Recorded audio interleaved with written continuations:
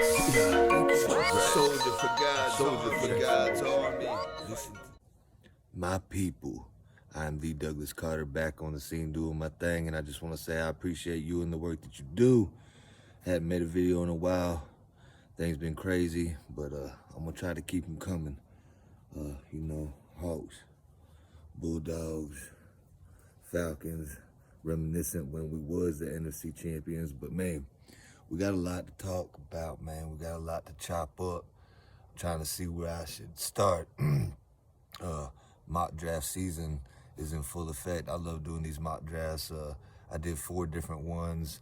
I kind of go through a breakdown, but right quick on that topic, I want you guys to leave a comment for me if you will.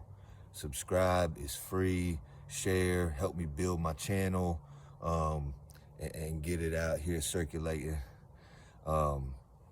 So the question is, who do you want to take with our number 8 pick? If we don't trade back, we don't trade up, and we're at number 8, who do you want to pick?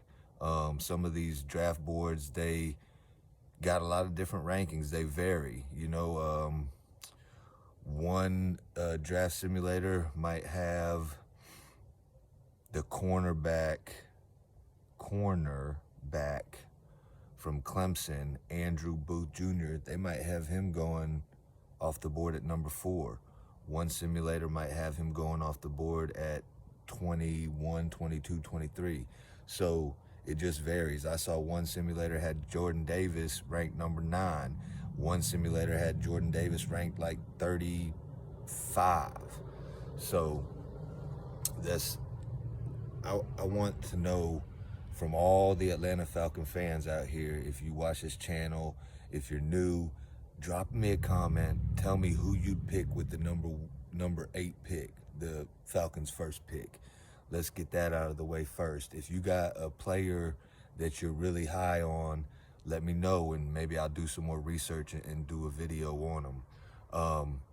My thing is, this draft class, like the edge rusher that we desperately need, most of them have Aiden Hutchinson and Thibodeau going like 1, 2, or 1, 3, or something like that. And then after those 2 guys, I feel like all of the edges are pretty much in the same class, and none of them really blow me out of the water. Even Aiden Hutchinson and Thibodeau, or however you say his name, like, I just don't see them being like a franchise changer. My thing is, we're in the cornerback realm, which I would really love to get a lockdown corner on the other side of AJ Terrell, because if you have 2 lockdown corners, it immediately helps your pass rush, no matter who you have. If the quarterback has to pat that ball for a half a second to a second longer, that's just enough time that those rushers that might not be as good need to get that sack, get that batted pass, get that strip fumble, So I'm looking at 3 corners. I want y'all to also tell me who you think's the best out of them. You got Stingley out of LSU, who has a lot of problems staying healthy at the college level. So is he going to be able to stay healthy at the pro level? He's the fastest of the corners. He's like 4.3 speed. I think he's like around 6'1", 200 pounds, good sized corner. But he just can't stay healthy enough to play. They say availability is the best ability, and he hasn't really been there. His best season was his freshman season. Then you got Andrew Booth Jr.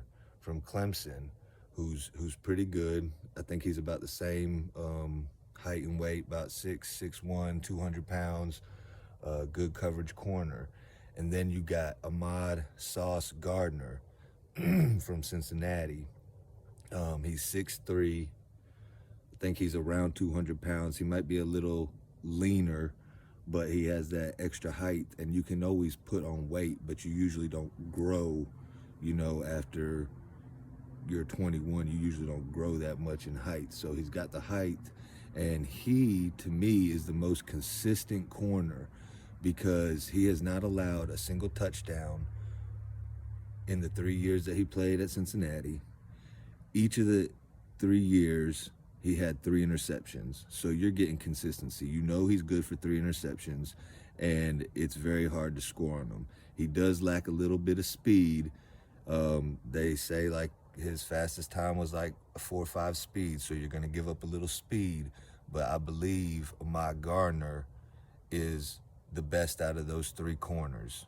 A lot of people think Stingley's the best, and then they have Andrew Booth, and then they have Gardner. Some have Gardner ranked as the best. Me personally, I would take the consistency, no touchdowns. I'd take the extra height, and I would take the consistency of the interceptions right there.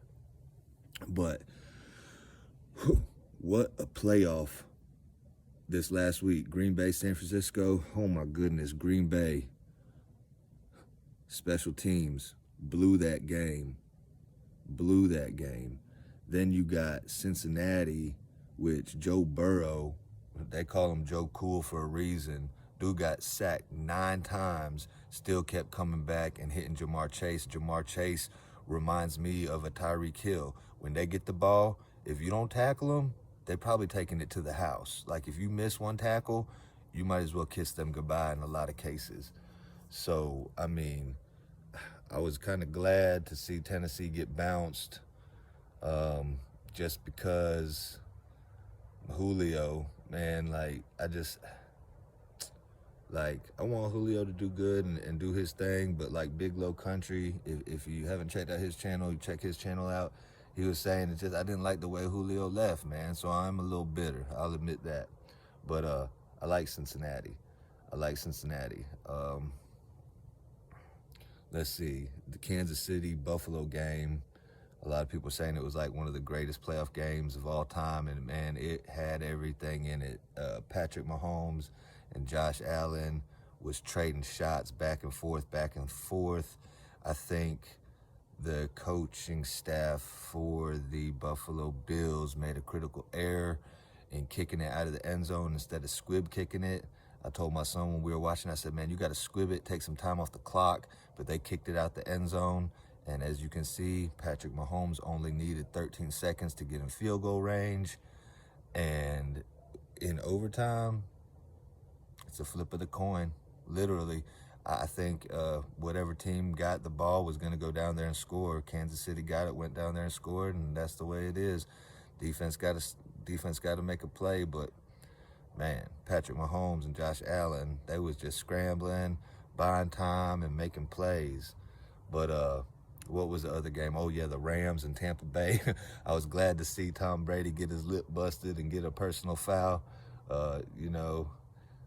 What was unsportsmanlike conduct? That made me laugh right there. But he still tried to come back, and the Rams kept trying to give it to him. But luckily, Matt Stafford came up with the big play at the end of the game, and they got that field goal. So let me know who y'all's pick is for the Super Bowl winner and the games this weekend. I'm going to say I think Kansas City beat Cincinnati, although I would like to see Cincinnati pull an upset. And then I'm really hoping the Rams beat the 49ers because Kyle Shanahan, yes, he is like a good play calling coach. I mean, but I almost put him in the realm with Sean Payton, like awesome coach, can't stand him. I don't want to see him in the Super Bowl. So I'm hoping for a Rams-Bengals Super Bowl, and I would like the Bengals to win it all just because I don't know when the last time they've won it or if they have ever won it. I usually pull for the underdogs, but that's just me. Y'all give me y'all's opinion. Who you think's going to take it all? All these teams is pretty stacked. I mean, Cincinnati's pretty stacked. Kansas City's stacked. San Francisco is probably the lesser of all the teams because the Rams are stacked, but San Fran's playing defense and Shanahan is a good play caller. I'll give him that. But anyway, moving on from that, moving on from the playoffs, moving on from the Falcons and the draft, Georgia Bulldogs right here, got that national championship, got that elusive big fat elephant, and I expect more to come in the following years. Atlanta Braves, I feel like they'll be back in the mix for another World Series if the baseball can get their, collective bargaining thing under control. Atlanta Hawks, man, they've been playing terrible for a while. They finally put a little 4-game win streak together, and I feel like as soon as we traded Cam Reddish, I don't think they've lost. I might be wrong. Maybe they lost one and then they won these last 4 in a row, but I'm hoping they kind of are able to flip that switch and get things going. DeAndre Hunter's been balling out. Trae Young's been balling out, getting Capella back, and Yeka Okongwu playing big. You know what I'm saying? Gallinari's starting to come back. If we can get Bogey back in this mix, Herter's playing good, I still think we make some noise in the playoffs. That's what I'm hoping. But anyway, I didn't want to take too long on this video. I think I'll throw up one of my mock drafts real quick and run through it. Y'all can let me know what y'all think about that. Anyway, I'm going to end this video like I end all my videos. Thank God works, and I hope you have a blessed rest of your night or day. 1.